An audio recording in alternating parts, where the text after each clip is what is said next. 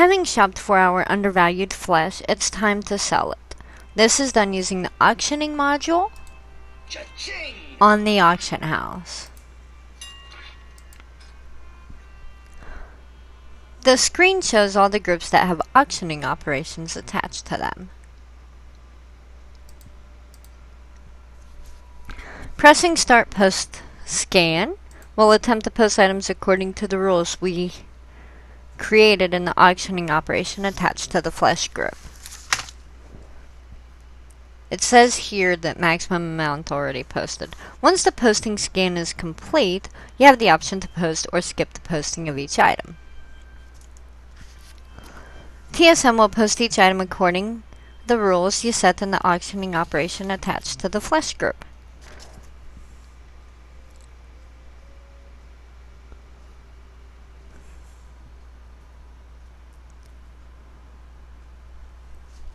The info column tells you if the price you have set is below your minimum price in your operation. If this is the case, you may skip posting this item until later time.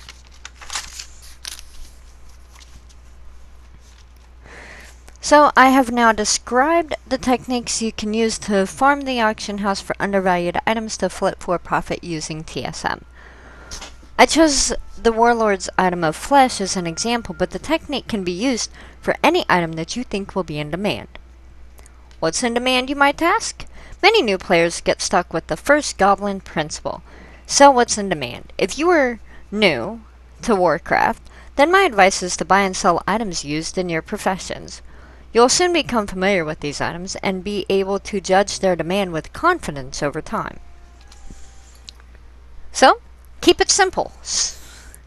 When it comes to making gold in Warcraft, you should always try to apply the KISS principle. KISS stands for Keep It Simple, Stupid. Keep your groups well organized and keep your operations simple. It's easy to overcomplicate operations in groups. Speculate to accumulate. As you start to play the auction house, you'll have to decide how much gold you want to invest. Don't be tempted to go all in. Start small until you have a feel for the market you have decided to play in.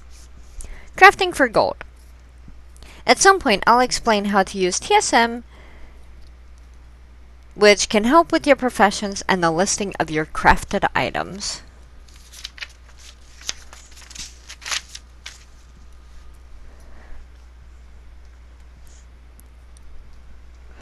Crafting can still make you gold, though I will make frequent reference to TSM in the sections in other videos. I'll also explain how TSM can be used to streamline the crafting and listing of items produced from your professions.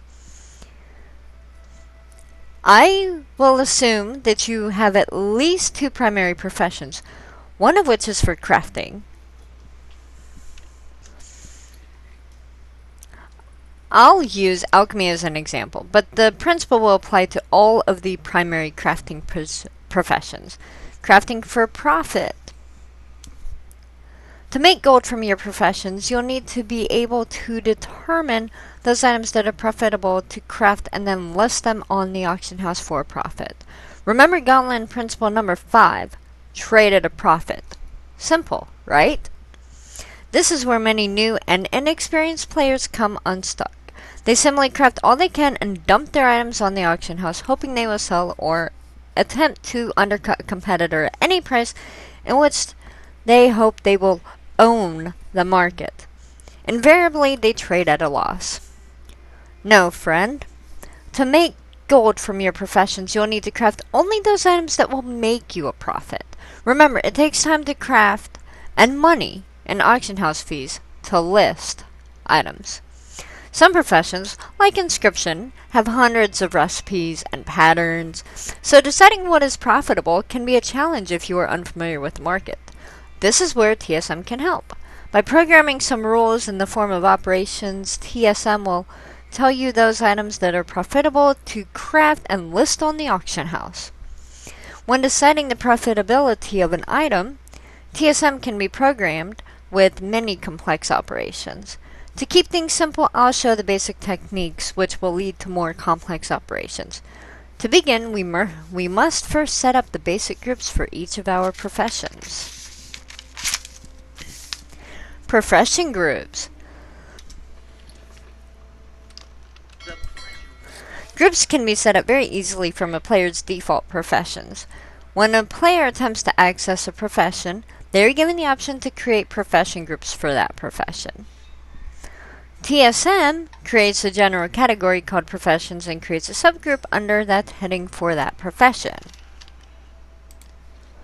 So, just like this. You can tell it, yes, I just set up a group for mining.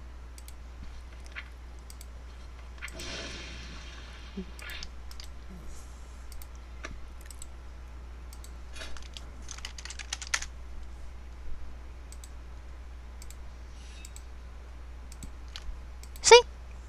Now I have a group for mining, crafts, and materials. To see this new group, you must switch to the TSM configuration module, as you saw me do. Switching to configuration groups, you should now see that TSM has created a high-level group called professions, with subgroups for this tune, mining,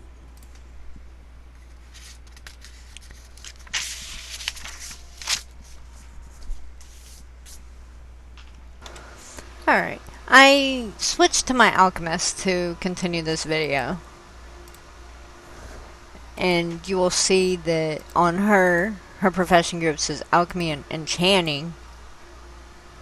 One moment.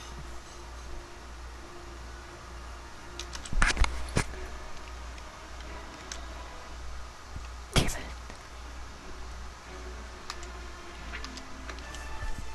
Alright.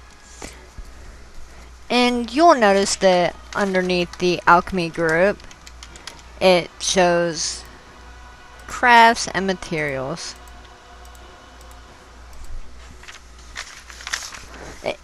If you highlight the alchemy group,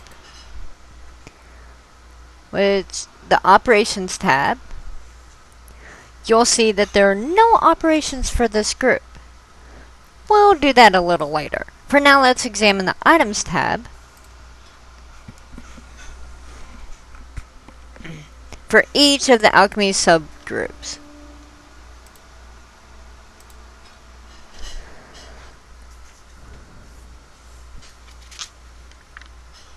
Which is crafts and materials. Exploring the crafts group. Highlighting the crafts subgroup, items will display all the alchemical recipes and patterns for this group in the right-hand panel.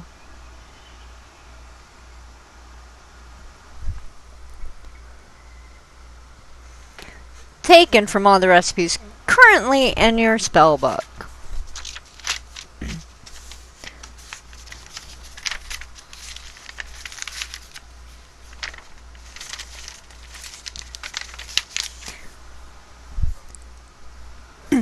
Now we'll explore the materials group. Next, highlighting the materials subgroup, then clicking items, will display all the alchemical materials for this group in the right-hand panel, taken from all the materials currently in your spellbook. These default groups provide the basis for further subgroups that we'll create, along with some basic operations as in previous videos. Creating the alchemy operation. As in the flesh example, I've created we are going to create an operation.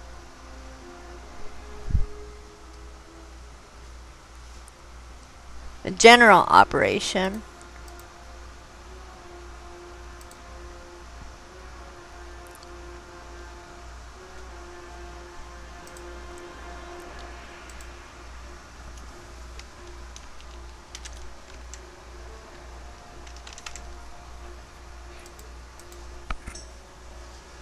A general operation called alchemy.